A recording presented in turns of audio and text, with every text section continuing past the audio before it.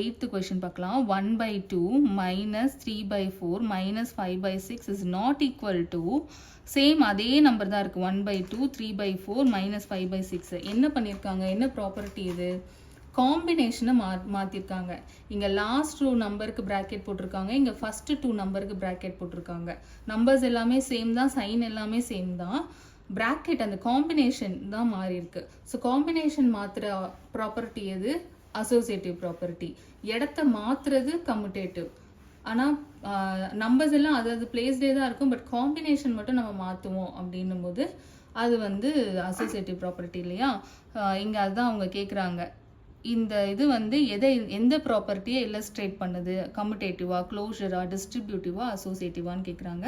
நான் எக்ஸ்பிளைன் பண்ணும்போதே சொல்லிட்டேன் அது அசோசியேட்டிவ் ப்ராப்பர்ட்டின்னு. ஸோ டி தான் ஆன்சர். அடுத்து 9th problem. Which of the following illustrates the inverse